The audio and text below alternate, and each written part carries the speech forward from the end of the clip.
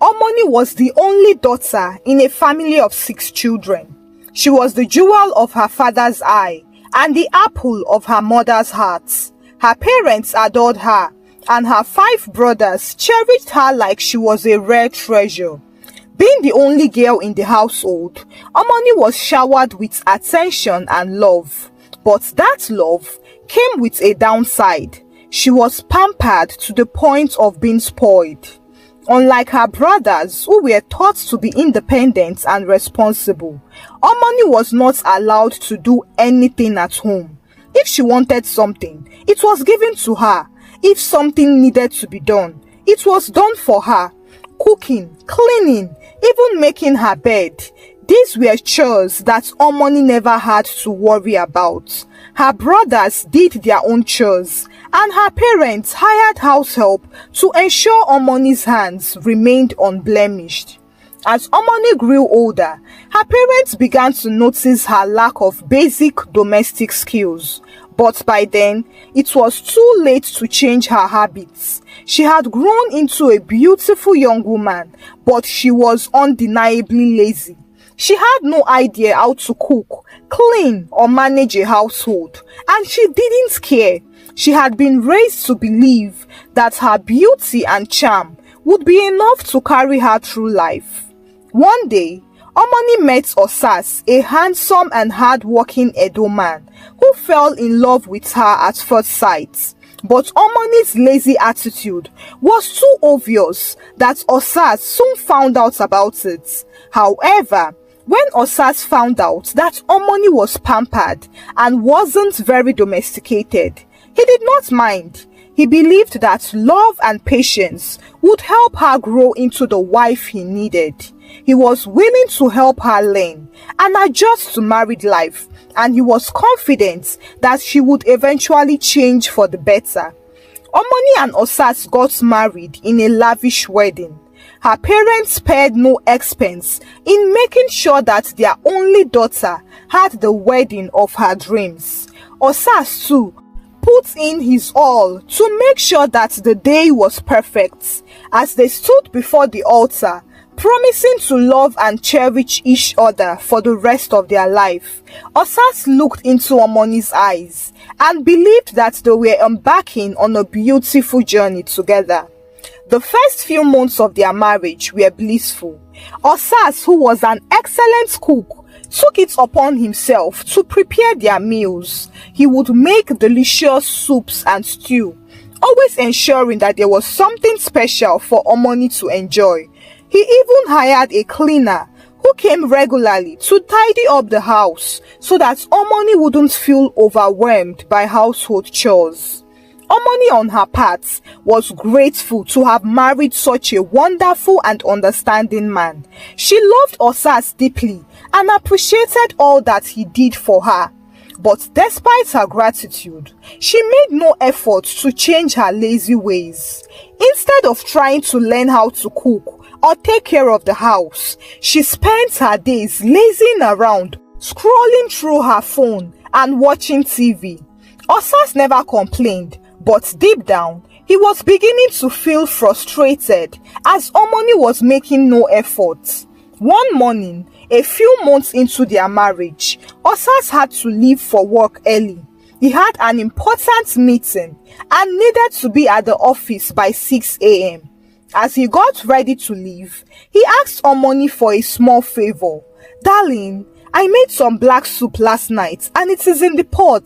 Please warm it up for me later so that I can have it for dinner when I come back." Omoni, who was half asleep, mumbled a response. "Okay, I'll do it." Osas smiled, although he was a bit skeptical. He knew Omoni's track record when it came to domestic tasks, but he was hopeful that she would at least manage to warm up the soup. After all, it was just a simple request. As soon as Osas left, Omoni drifted back to sleep and completely forgot about the soup. She spent the rest of the day in bed, lazily snacking on nuts and chips, and her phone never left her hand. She watched videos, chatted with friends, and indulged in her favorite pastime of doing nothing. It wasn't until 5 p.m., 1 hour before Osas was due to return home, that Omoni suddenly remembered the soup. She panicked as she realized that she had not even gotten out of bed, let alone warmed up the soup. She quickly jumped out of bed and rushed to the bedroom to freshen up, hoping to at least appear presentable when Osas arrived home. After her bath, she hurried into the kitchen and opened the pot where the soup was in. As soon as she lifted the cover, a foul odor filled the air. The soup had gone bad, spoilt from being left unwarmed for too long. Omoni wrinkled her nose in disgust, but she did not know what else to do. In a panic, she lit the cooker and began to warm the spoiled soup, hoping to mask the smell with heat. Osas walked through the door at exactly 6 p.m. He was tired but looked forward to a relaxing evening with his wife. Unfortunately, as he entered the house, he was hit by a sour smell that made him almost throw up. He knew immediately that something was wrong. "What is that smell?" Osas asked as he walked towards the kitchen. Omoni, who was standing by the cooker, looked up at him guiltily. "I am warming the soup like you asked," she said, trying to sound innocent. Out of shock, Osas rushed over to the pot and lifted the lid, shifting backwards at the stench that greeted him. The soup, his favorite black soup, was completely ruined. He had spent hours cooking it the night before, using the freshest ingredients and the perfect blend of spices. Now, it was nothing but a foul-smelling mess. "Omoni, what have you done?" Osas shouted. He was obviously angry and disappointed. "This soup is spoiled. Did you not check it before warming it up?" Omoni was shocked at his tone, and her eyes were wide with fear. She had never seen Osas this angry before. "I am sorry, Osas. I forgot to warm it earlier, and when I remembered, it was already like this. I thought maybe heating it would make it better." Osas could not believe what he was hearing. "Heating it? Heating spoiled food doesn't make it better, Omoni. It makes it worse. How could you be so careless? Do you know how much time and money I spent making the soup?" Tears started to pour down from Omoni's eyes as she realized the extent of her mistake. "I am very sorry, Osas. I did not mean to ruin it. I promise I'll make it up to you. I will cook another pot of black soup tomorrow, and it will even be better than this one." Osas looked at her ridiculously. "You cook it? Do you even know how to boil water, not to talk of making black soup, Omoni?" "Yes, I do," Omoni said. "I will go to the market tomorrow and buy all the ingredients. I will make it for you, I promise." Osas sighed. He knew Omoni had never cooked a day in her life, and the thought of her attempting to make black soup was almost laughable, but he did not want to argue with her any longer. He was too tired. "Fine, but don't bother yourself too much. I'll manage something else for dinner tonight." Omoni nodded, relieved that he was no longer angry. She decided that she was going to watch a few YouTube tutorials on how to make black soup in the morning. How hard could it possibly be? The next day, Omoni woke up determined to prove herself. She was going to make the best black soup Osas had ever tasted, and he would forget all about the ruined pot from the previous day. She got dressed and headed to the market feeling confident. At the market, she approached a woman selling herbs and vegetables. "Good morning, ma," Omoni greeted, flashing a bright smile. "I need ingredients for making black soup. Can you help me?" The woman looked at her curiously. "Of course. Do you know how to cook it?" "Yes, I do," Omoni replied, full of pride. "Just give me everything I need and I'll handle the rest." The woman nodded and began gathering the necessary ingredients: bitter leaf, uziza leaves, scent leaves, and the special black soup spice mix. She handed the items to Omoni, who paid for them and left the market, feeling pleased with herself. When Omoni got home, she decided to watch a YouTube video on how to make black soup, just to refresh her memory from the videos she watched earlier. She found a few videos, but as she scrolled through her recommendations on YouTube, she spotted a live stream from her favorite lifestyle blogger. Without thinking twice, she clicked on the video and was soon engrossed in watching the vlogger talk about her latest shopping haul and skincare routine. Hours passed and Omoni completely forgot about the soup. It was not until late afternoon that she realized the time and was frantic. She hurried to the kitchen, brought out a pot and dumped all the ingredients into the pot and then started to cook. As Omoni hastily threw the ingredients into the pot, she tried to recall what she had seen in the black soup tutorials, but her memory was unclear, clouded by the hours she had spent watching her favorite vlogger's live stream.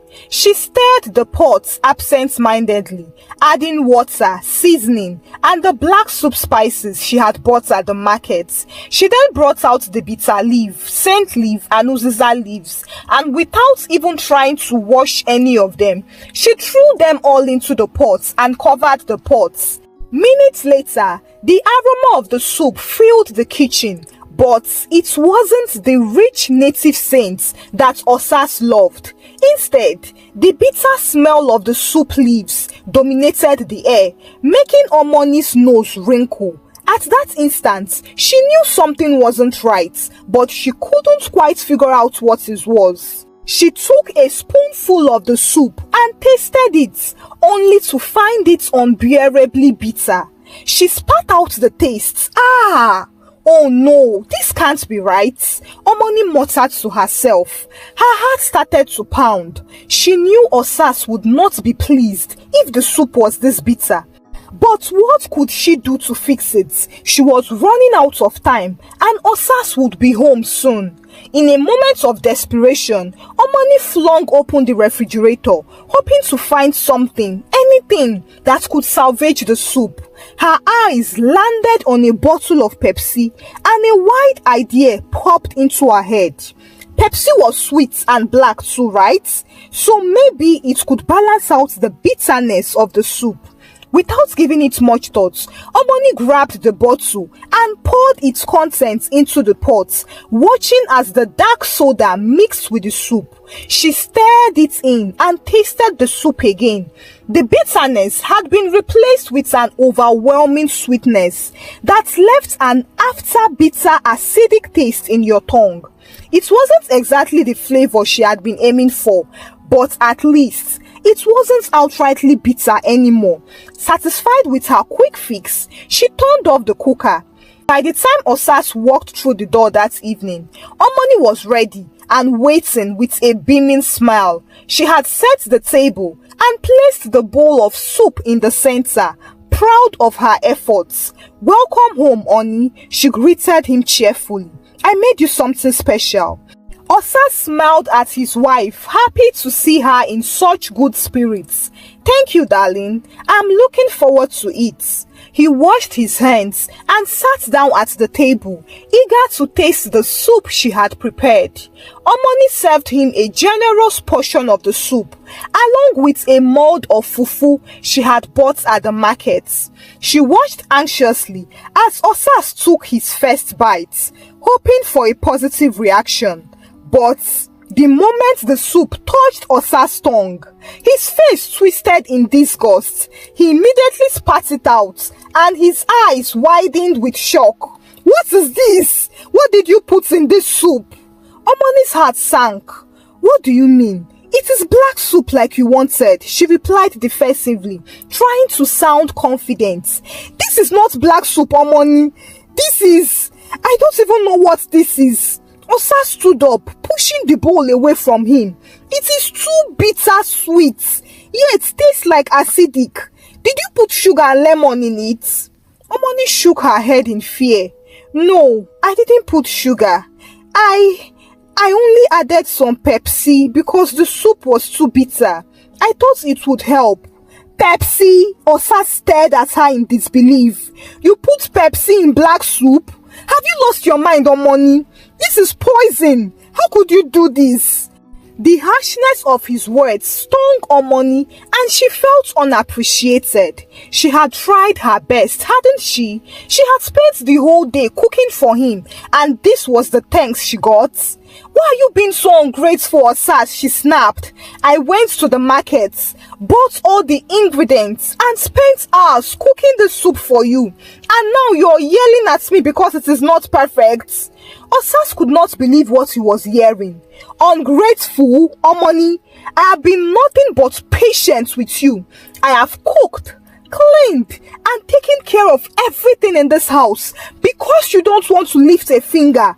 I have begged you to learn how to cook, to at least try, but you have not made any efforts. And now you expect me to eat this abomination and be grateful? Omoni was too hurt and angry to respond. She stormed out of the dining room, leaving Osas standing there, shaking his head in frustration. The tension between Omoni and Osas lingered for days after the soup incident. Omoni sulked in silence, while Osas kept his distance, too disappointed to even look at her. The atmosphere in their once happy home had turned cold, and neither of them was ready for reconciliation. Then, one evening, Osas came back home with a surprise. He walked into the house with a beautiful young woman by his side. Omoni, who was sitting in the living room, looked up in confusion. Omoni, this is Evie, Osas said coldly. She's going to be our new cook. Omoni's heart skipped a beat as she stared at the young lady. Evie was tall, with smooth skin and an elegant composure. She looked like she had just stepped out of a magazine, and Omoni felt insecure. A new cook? Omoni asked. Why do we need a new cook? Because I am tired of eating poorly cooked food outside or having to cook myself after a long day at work. Evie will be staying here with us and taking care of the meals from now on. Omoni felt a lump form in her throat. She had always known she wasn't the best cook, but to have her husband hire another woman to do something she should have been doing was humiliating. However, instead of expressing her hurts, she forced a smile and nodded. Fine, if that's what you want. Over the next few weeks, Evie took over the kitchen, and it did not take long for Osas to start praising her culinary skills. Every night, he would come home to a delicious meal, cooked to perfection. He would shower Evie with compliments. Osas even took it far by buying gifts for Evie each time she cooks and using beautiful words to praise her in Omoni's presence. Omoni, who had been acting unbothered before, could no longer bear it. She knew that if she did not take time, she might eventually lose her husband to Evie because of food. No. Omoni then decided to learn how to cook. She started watching cooking tutorials online, taking notes and practicing in the kitchen when Evie was not there. At first, her attempts were clumsy and she burnt more than a few dishes. But she was persistent. She was driven by the desire to win back Osas' admiration and respect. After practicing for weeks, Omoni finally decided to try out her new skill. That evening, when Evie was about to make dinner, Omoni came to meet her. Evie, don't worry, I'll cook for my husband. Evie was shocked because she knew that Omoni could not cook. She couldn't risk it. Osas would be really angry if he comes back home to a bad meal. Ma, please, let me cook this. Your husband won't be happy if I don't do well in my job. But Omoni insisted. I understand your concerns, Evie, but I have been learning and practicing. Don't worry. I won't let you take the blame if it doesn't come out well. He's my husband. I will accept the responsibility of anything. Evie was still skeptical, but she couldn't stop Omoni from cooking in her own kitchen. So she stepped back and watched as Omoni cooked. Omoni was anxious but prayed that the meal comes out well. When Osas returned home, Omoni went into the room and told Evie to dish out the food for him, but to call her if anything goes wrong. Evie agreed and served the food. As Osas took the first bite, he felt like the food was different from the usual taste he knew. He took the second bite, the third, and before he realized himself, he had finished the food. He then called Evie and started to praise her. "You outdid yourself this time around, Evie. Wow! This dish is the best you have made so far. Your hands are magical and naturally sweetening. You deserve a gift for this meal, a special gift." Evie was surprised. She did not expect the meal to be so good, but since it came out fantastic, she would not take the glory. "Thank you, sir, but I did not make the meal. Your wife cooked it." Osas looked at Evie as if she was a clown. "Did Omoni threaten you? Because that is the only reason you will want to tell me that Omoni made this food. I know the woman I married, so don't worry yourself." Evie was even more surprised.